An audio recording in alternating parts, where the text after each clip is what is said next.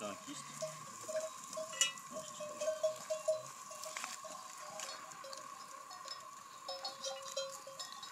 Voilà, c'est marrant. Bien ça, oui. Ouais.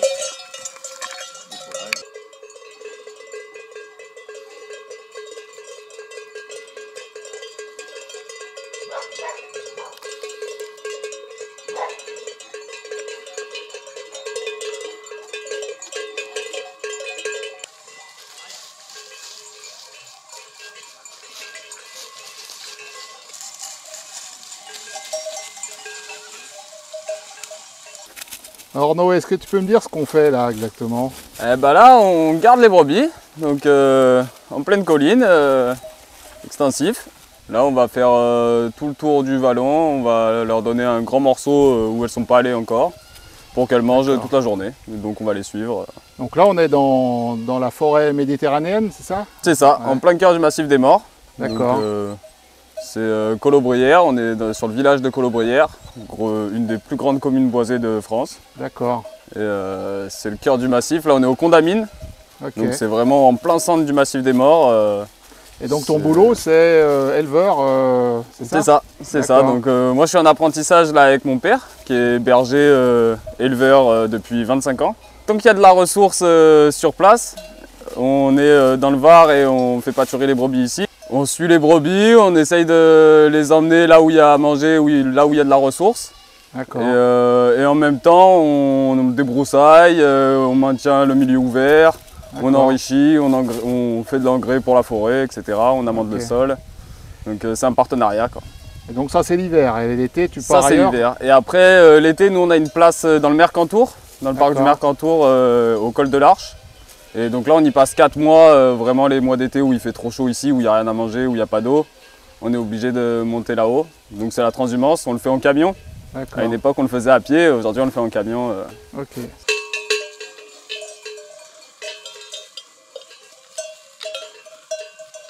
Elles sont en train de manger l'herbe sous les arbres, quoi, c'est un peu ça? C'est ça, donc là elles vont essayer de trouver le meilleur là, vu que c'est le matin. On les a lâchées il n'y a pas si longtemps. Donc elles vont prendre tout ce qui est un peu fin, tout ce qui est énergétique, des herbes un peu qui sont jeunes et qui viennent de pousser. Donc il y a deux notions, il y a la notion d'énergie avec les brebis, où vraiment elles ont besoin d'énergie pour pouvoir être réveillées et actives. Et d'un autre côté, il faut qu'elles se remplissent pour qu'elles aient envie d'aller dormir et qu'elles aient fini leur journée. Donc il faut vraiment cette notion de quantité. Donc au fur et à mesure de la journée, elles vont être de moins en moins difficiles et elles vont se mettre à manger un peu tout ce qui se présente.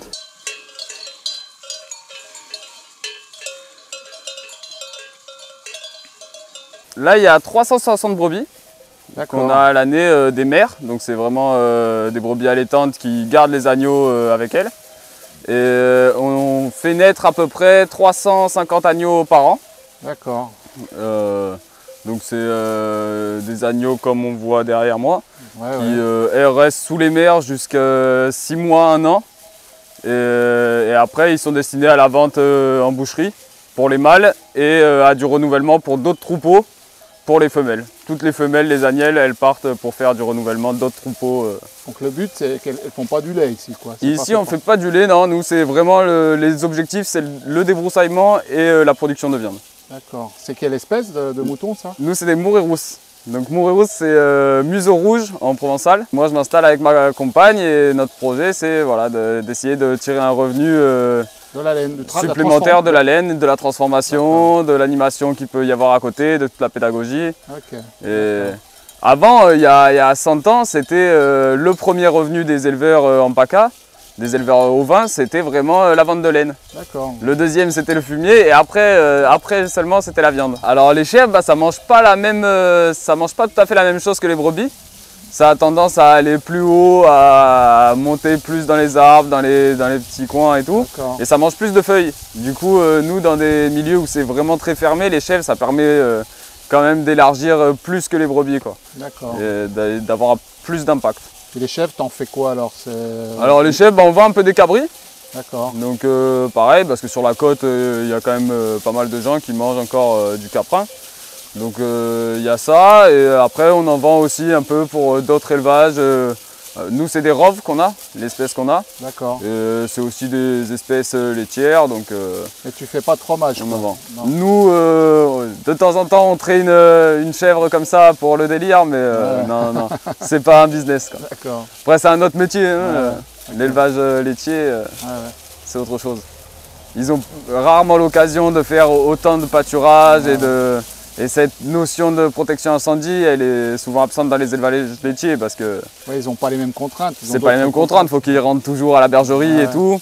Nous, là, tous les soirs, les brebis, elles sont dans des parcs enfilés au milieu de la forêt. Ouais, c'est d'où Et, on est parti là tout à l'heure, quoi. D'où on est parti tout à l'heure, ouais, t'as vu les parcs. Ouais. Et du coup, des fois, on peut être à 20 bornes de là où on habite, quoi, Ouais. et du lieu d'élevage, vraiment, où on a les bergeries et tout.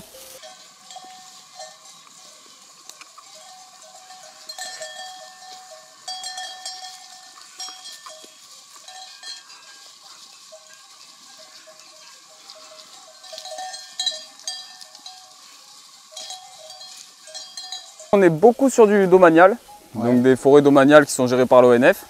Donc nous on est sur des contrats DFCI de protection contre les incendies.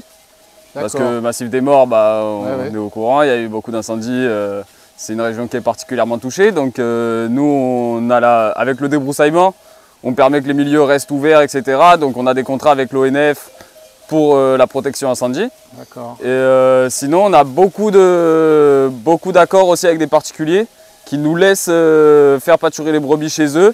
Et eux, ça leur permet d'avoir moins de travail à faire, de débroussaillement, justement pour aussi ces mesures contre les incendies.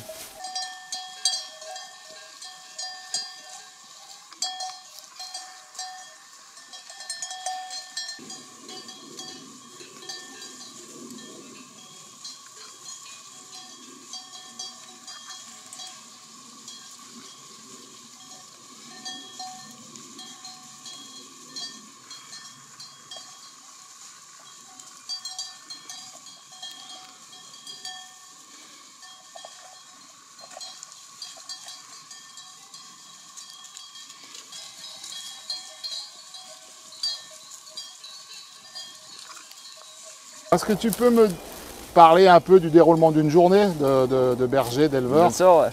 Alors nous le matin, on arrive au troupeau, donc en général, avant même d'arriver au troupeau, on essaye de faire un tour des environs pour protéger, mettre les filets là où il faut parer, protéger les maisons, les jardins, les éventuelles plantations, les trucs comme ça. Après on rentre dans le parc, on a tous les soins à faire sur le troupeau. Ouais. Donc il faut soigner si y a un abcès, s'il y a une brebis qui boite, S'il y a un agneau. un agneau à charger, Ouais. enfin il y a de quoi s'occuper avant de lâcher les brebis. Et une fois que le troupeau est sain et qu'on sent qu'il ne va pas y avoir une brebis qui va nous traîner et qui va nous pénaliser, on fait sortir tout le monde et là on part pour au moins 8 heures de garde.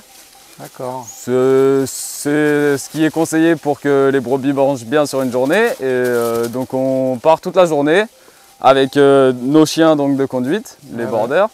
Et on suit le troupeau, on le dirige doucement, sans trop le perturber pour qu'il puisse manger. Donc ça c'est tout un art, il faut vraiment y aller doucement et réfléchir un peu à chaque fois qu'on envoie le chien. Et Ouais, il faut surtout, le laisser un peu faire ce qu'il veut, mais pas n'importe quoi non plus. exactement, c'est ça. Il faut laisser le troupeau avancer et c'est l'accompagner tout en l'aiguillant un peu, mais sans lui mettre des gros coups de stop et sans lui mettre trop de pression pour que les brebis puissent manger quoi, et bien se remplir. Et petit à petit, en suivant les brebis, en leur faisant comprendre petit à petit qu'il faut rentrer vers le parc, on les ramène le soir là-haut. Et une fois qu'elles sont dans le parc, on a juste à fermer les filets, mettre le jus. On a une clôture électrique Mettre les chiens dans le parc. et la journée est terminée. Ouais. Et ça tous les jours, jusqu'à partir en estive dans les alpages l'été, quoi. C'est ça.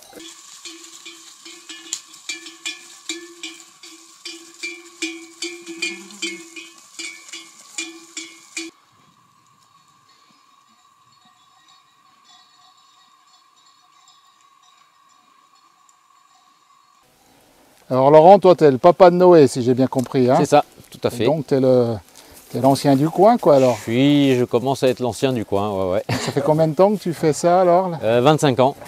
Alors, comment tu vois la forêt évoluer, puisque tu fais pâturer tes bêtes en forêt? Voilà. Comment tu vois évoluer ça depuis 25 ans, alors, dans le coin, là? Eh bien, la ressource diminue. D'accord. Et la forêt est vraiment en train de se transformer. Notamment la châtaigneraie, qui était vraiment le patrimoine culturel et économique du village pendant des siècles. Parce que là, c'est le village de quoi déjà? Colobrières. Colobrières. Et depuis le XIIe siècle, c'était la châtaigneraie qui était vraiment une grosse source de revenus à Colobrières. Et ça, c'est fini. Et les bêtes, elles mangeaient des châtaignes ou... Les bêtes mangeaient des châtaignes, ouais, il y a 20 ans, j'arrivais encore à leur faire manger des châtaignes tout l'hiver, des ventrées de châtaignes, mais... C'est fini là. Là, ça fait plusieurs années qu'elles ne trouvent même plus de châtaignes, quoi. Il y a quelque chose qui remplace les châtaigniers ou pas, non? Ben, pas vraiment. Non, pas vraiment. Pour l'instant, il y a les chênes qui s'en tirent encore pas trop mal, même si le chêne liège, quand même, qui est vraiment l'arbre de la région, et rustique, adapté à la sécheresse et au feu et tout, ben, il y a beaucoup d'endroits où ils sont en très mauvaise forme. La régénération de l'herbe, ça va beaucoup moins vite qu'avant, quoi. D'accord. C'est-à-dire qu'il y a certaines années, comme là, ça fait 2 ans qu'on a des étés très secs, des sécheresses quand même. Là, on a un énorme déficit d'eau à Colobrières. D'accord. Là, c'est à peu près sûr que cet été, il y a beaucoup de gens, des maisons qui vont manquer d'eau. Ok. Des sources, des forages qui se tarissent. Là, ça fait 2 ans que la rivière de Colobrières, le réal Colobrier, est sec. Il n'y a pas d'eau. Jusqu'en décembre. Là, il se remet à couler un filet. Enfin, voilà, là, c'est... Ok. Parce qu'on a quelle altitude, là? Là, on est autour de 400 mètres. Le village de Colobrières, je ne sais plus, ça doit être 250-300 mètres. Et puis tu vas Colobrières, nous, la bergerie, elle est à 450. D'accord. Voilà, point culminant, c'est 800 mètres dans les morts. Ok. Mais voilà, la plupart des crêtes, c'est entre 500-600 mètres, quoi. Ok. Donc là aussi, l'eau se fait rare, quoi. Ah oui, même pour les bêtes, c'est compliqué. Là, pour l'instant, ça passe. On arrive toujours à trouver un filet, un petit trou. D'accord. Mais c'est limite. Ok. Et quand tu montes dans les alpages, c'est plus haut quand même. Et là, c'est nettement plus haut. Il y a encore de la marge, mais là aussi, le changement est très visible. Et là aussi, on va avoir des problèmes de sécheresse. Alors, en 2017, il y a eu les Canadaires au col de l'Arche. D'accord. On n'avait jamais vu ça, quand même. Ouais. Et il y a déjà eu des incendies ici sur Colobrières? Oui, ici c'est très fréquent. Hein. Le dernier très gros qui a traumatisé Colobrières, un peu, c'était en 90. D'accord. Là, c'était parti de Pierrefeu, hier, La Londe, Colobrières, tout était brûlé. Je ne sais plus combien c'était, mais 20 000 hectares ou un truc comme ça. D'accord. Et puis bon, ça a rebrûlé cet été à Cogolin, Plaine des Morts. Enfin bon, c'est fréquent. Tous les 10 ans, il y a un gros feu. Enfin, ce travail de fond que tu mènes avec tes troupeaux puis d'autres éleveurs, ça permet quand même d'entretenir ces sous-bois. Complètement, de maintenir de la biodiversité aussi, parce que le fait de maintenir le milieu ouvert, de laisser passer de la lumière, ça favorise d'autres plantes qui n'existeraient pas sinon. Et puis oui, les coupures stratégiques, dans beaucoup d'endroits, les endroits où il y a du pâturage, on arrive à stopper le feu à ces endroits-là, quoi.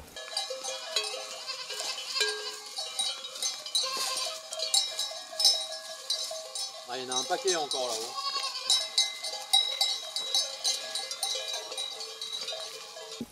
Tu as ton fils là qui est tout jeune et puis qui va prendre le relais ou qui va s'associer avec toi. Ouais.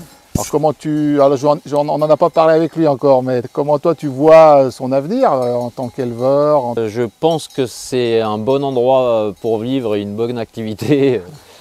Par les temps qui courent, quoi, parce que le fait d'être déjà un peu isolé en pleine colline, d'élever des animaux, de pouvoir avoir à la maison des œufs, un jardin, des légumes, c'est quand même une sécurité et une tranquillité, quoi, et un mode de vie, et voilà, un cadre de vie privilégié.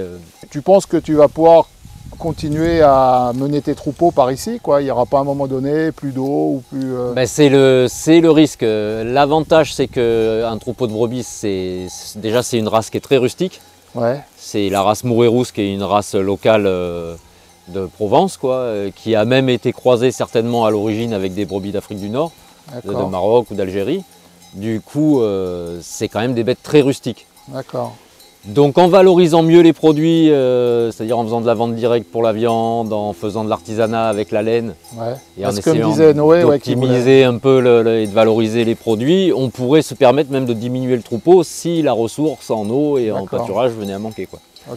Donc on a quand même toujours une flexibilité et une capacité d'adaptation, quoi. Ouais, il y a des perspectives, quoi, pour... Donc il y a des perspectives, oui. Et puis les communes, et puis on est aidé dans l'agriculture, les communes dans le cadre de la DFCI sont très favorables au fait qu'il y ait des brebis. Les particuliers qui sont obligés de débroussailler aussi des périmètres autour des habitations sont bien contents que les troupeaux dégrossissent un peu le travail.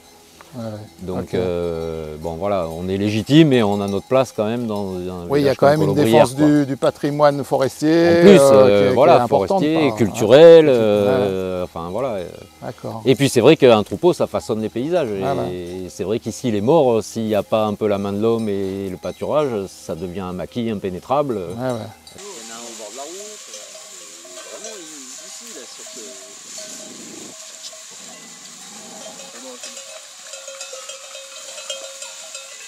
Alors là, Laurent, on est, comme tu m'as dit, dans le massif des morts. Alors Noé m'en a parlé un petit peu. Il semblerait qu'il y ait des loups par ici aussi.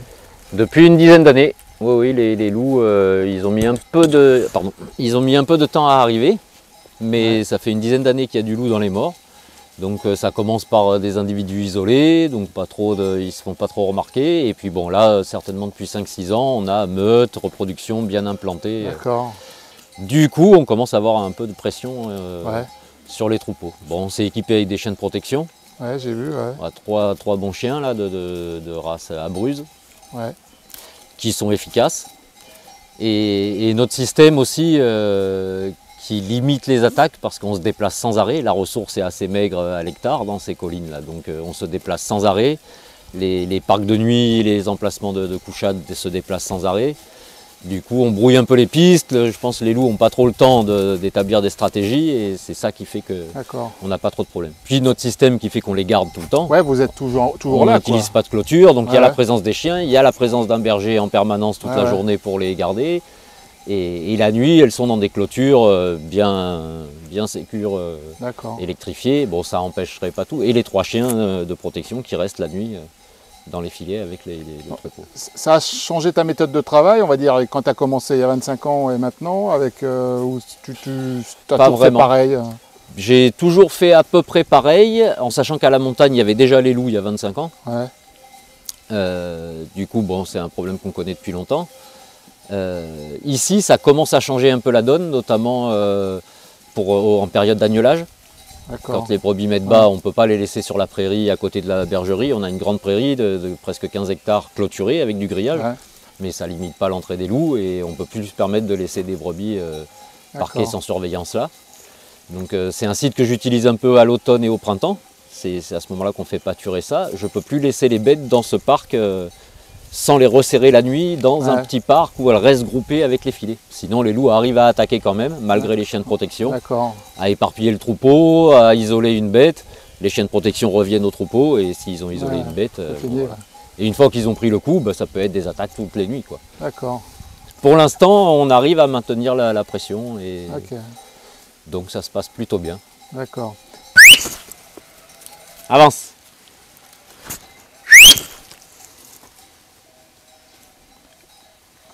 Elle s'affole? Non. Je crois qu'elle voulait plonger en dessous. En dessous, il y a des parcs à chevaux et après, il y a un endroit où je peux aller, mais je veux le garder pour les jours prochains.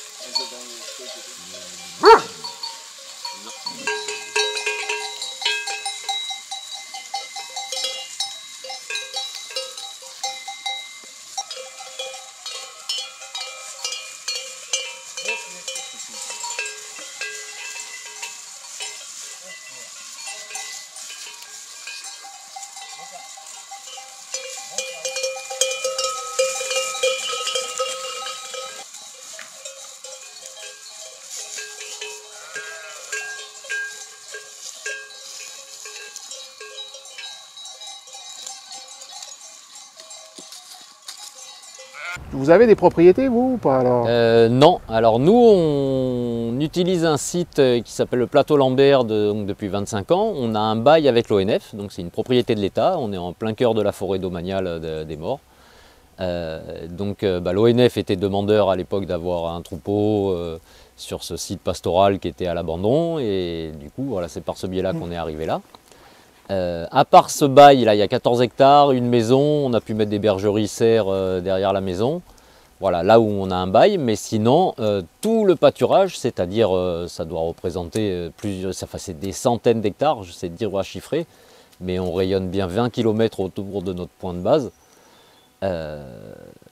C'est uniquement propriété de l'État, forêt domaniale, propriété privée, forêt communale. Donc on est ce qu'on appelle des herbaciers, c'est-à-dire des éleveurs bergers sans terre. Mais donc on est complètement dépendant en fait, des collectivités locales et des propriétaires privés.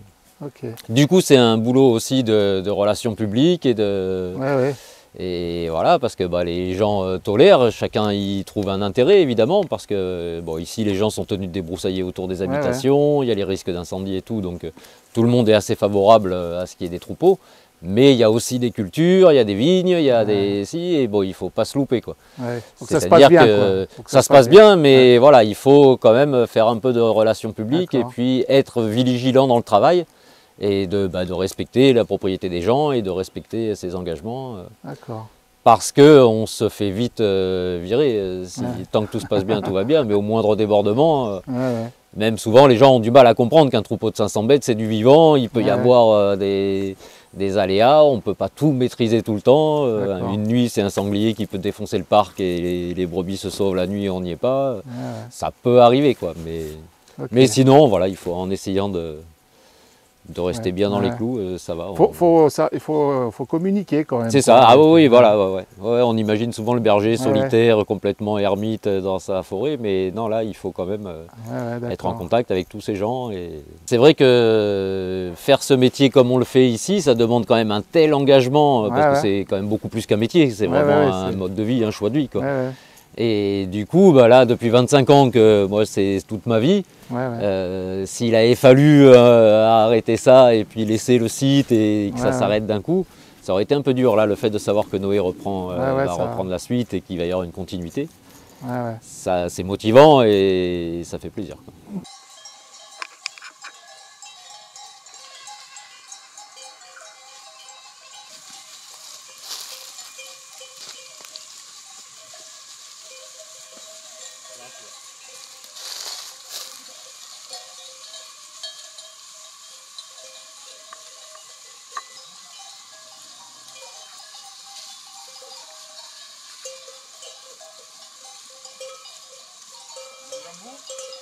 C'est gentil, merci.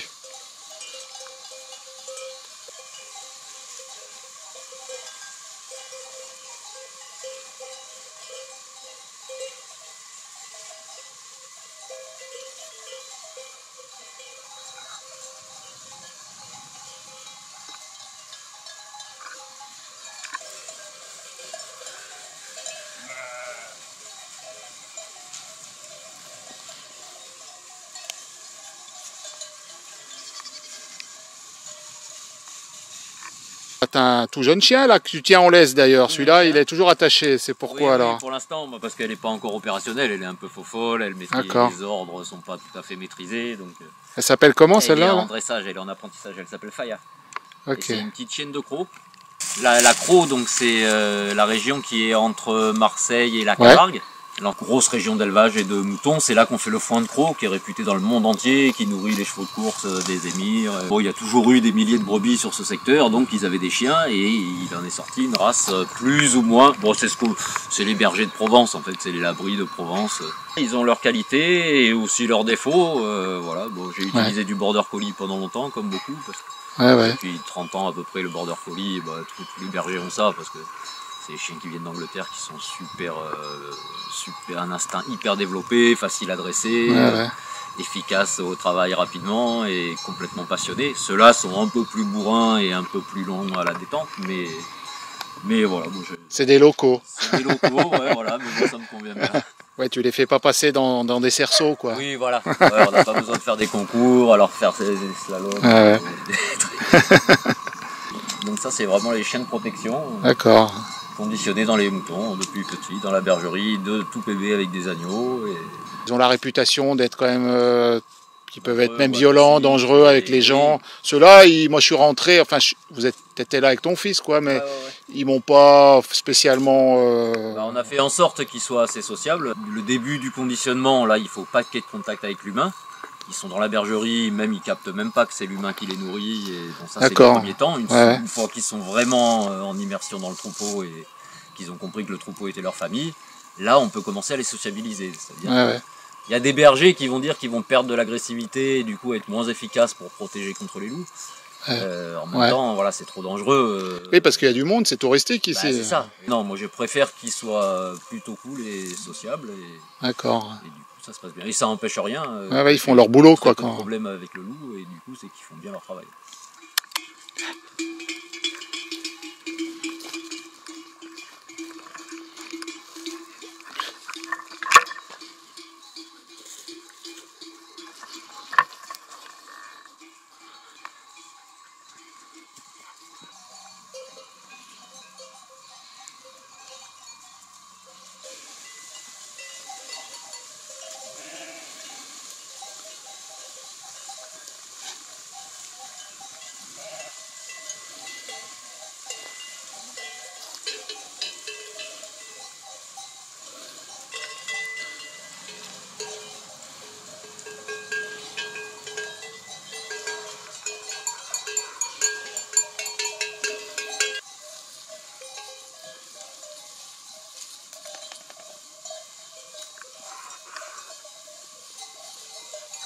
Alors Noé, tu m'as dit que tu étais en apprentissage, donc si j'ai bien compris. C'est ça, je fais un BPREA à Carmojane, donc c'est un diplôme de niveau bac. C'est vers où ça? C'est à Carmojane, c'est à Digne-les-Bains. D'accord. C'est juste dans le 04 là. Et voilà, et moi du coup c'est un BPREA là en 2 ans, je le fais en apprentissage avec mon père.